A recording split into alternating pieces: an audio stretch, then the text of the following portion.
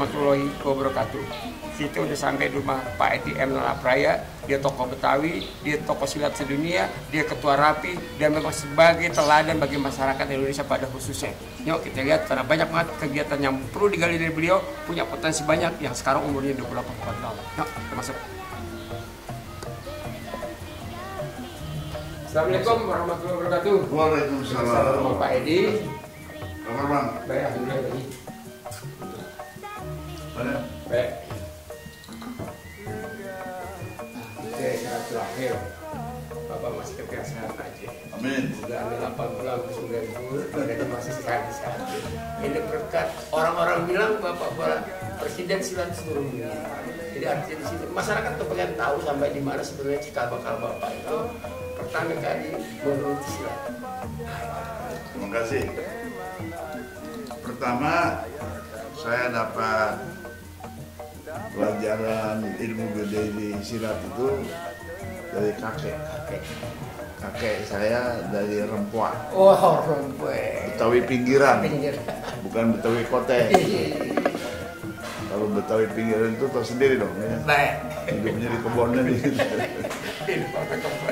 Jadi kakek itulah yang mendidik saya, bukan pencaksilat namanya, main pukulan.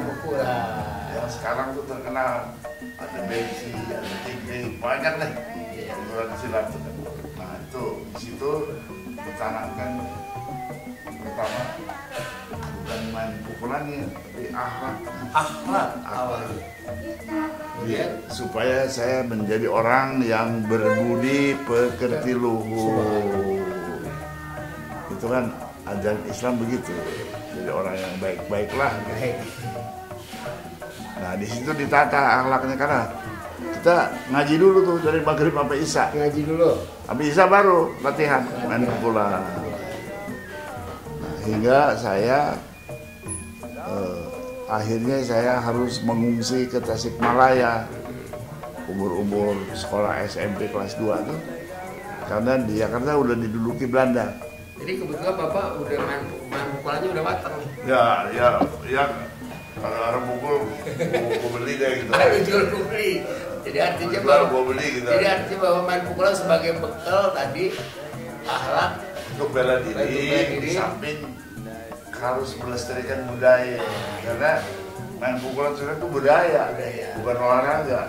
Kalau olahraga itu baru didirikan 1948 oleh Mr. Wongso di Madiun. Lahirlah pencaksilat Indonesia. Nah, Anda waktu tahun 78 nih, pangkat Anda udah kolonel, jabatannya Asintel. Datang orang yang saya tidak kenal, namanya Rustadi Effendi. Disebut Pak Tata, beliau almarhum baru beberapa bulan lalu. Dia datang ke rumah saya sore-sore, mau bicarakan soal silat. Saya bilang, Pak Tata, saya tanya, maaf, saya ada acara nih jam 7, jadi nggak bisa ngobrol kita. Bagaimana kalau kita terusin di Kodam Jaya besok, karena saya asinter. Akhirnya di Kodam dia datang, Pak Edi, masyarakat pencaksilat Jakarta minta Pak Edi jadi ketua IPSI DKI. Saya bilang, ya saya belum mengerti apa-apa di silat. Hanya pengetahuan saya bela diri dan mengelola organisasi saya bisa gitu. Seorang kolonel kan belum bisa sebenarnya. Akhirnya saya minta izin, karena saya orang intel, saya minta izin sama Intel pusat Pak Benny Mulyani, saya diizinkan. Saya bilang sama Pak Tata, saya diajar sama kakek itu main pukulan, tapi ilmu saya belum saya belajar ke Cimande, jadi ilmu silatnya masih cetek gitu. Kan Cimande kan terkenal. Belum. Saya belum juga ke Cikalong. Ilmu saya baru sampai Cibubur. Ya kita ngaku aja ya. Ngaku aja.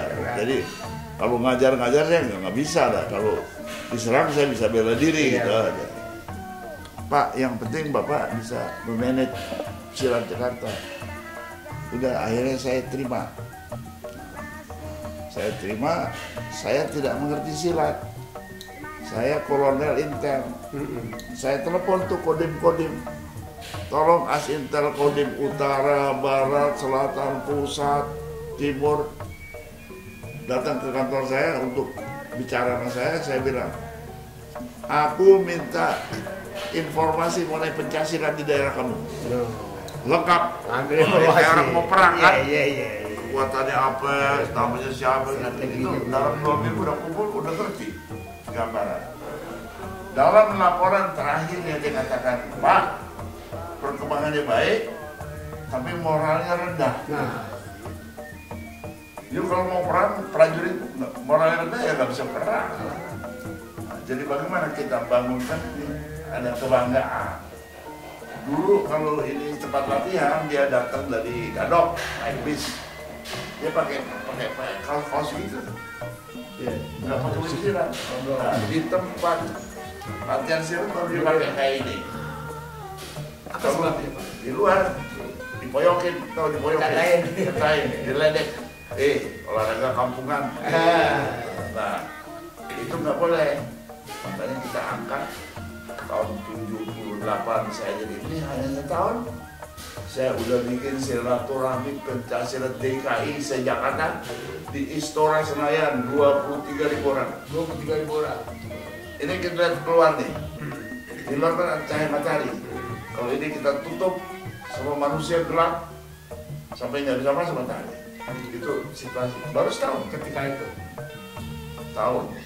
Nah, tahun 80 baru 2 tahun saya kerja karena saya bangun IPCDKI, olahraganya maju, jadi juara, beli barang gitu. Akhirnya saya diangkat jadi ketua harian PBIPSI. Akhirnya Jadi pusat. pusat. Nah, waktu jadi orang kedua aja, pikiran saya udah apa? Bagaimana supaya ada kebanggaan kalau silat ini mendunia? Jadi anak-anak Indonesia lihat, orang bule aja belajar. Yang dulu pernah jajah kita kan? Betul. Dia belajar dari kita. Jadi semangat. Bayangin, tahun 81 saya jadi ketua IPSI, hanya setahun saya udah gelar kejuaraan dunia pertama di Jakarta. Hanya setahun. Jadi ketua IPSI. Itu dari Amerika datang, dari Australia datang. Berapa negara waktu itu Pak ya? 7 negara. Kemudian yang 84 juga tambah, 86 di Wina, itu ada gambarnya. Saya kasih ujung di gambar yang saya pakai. Ini kayak gini nih. Kalau Betawi, bukan baju silat. Itu 84, 86 Jakarta, tahun 90 di Belanda. Jadi 2 kali di Eropa. Nah, mulailah kita ikut 87 itu SEA Games. Dan olahraga bangsa-bangsa Asia Tenggara. Jadi silat masuk ke SEA Games? Masuk, karena ada jadi wakil gubernur, Gitu. wakil ketua organisasi SEA Games. Ya. Di situ harus kita berdiplomasi juga. Syarat untuk masuk SEA Games itu 4 negara. Kita baru punya Indonesia, Malaysia, Singapura. Nah, kita ajak Brunei. Datang ke Brunei.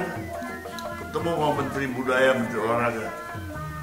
Pak Menteri, tahun depan kita akan ada kejuaraan Southeast Asia SEA Games, pencaksilat harus ikut.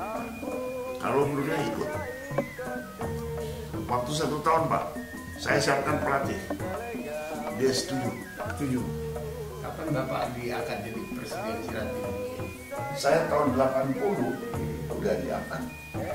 Kesepakatan Malaysia, Singapura, Brunei, Indonesia tahun 80. Resmi itu. Walaupun baru orang kedua di IPSI. Karena saya ngomong bukan Pak Cokro. Kemudian saya itu Pak Cokro mencerahkan sama saya. Saya jadi presiden lama, lebih lama dari IPSI. Kalau ketua IPSI dari tahun 81 sampai 2003. Berapa tahun? 22.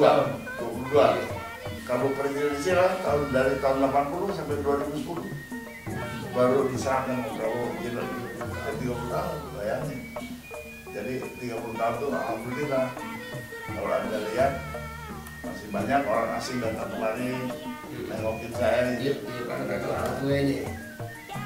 Di sini Pak ada gambar-gambar ini Pak. Ini gambar dari Presiden Uzbekistan, Mr. Aziz.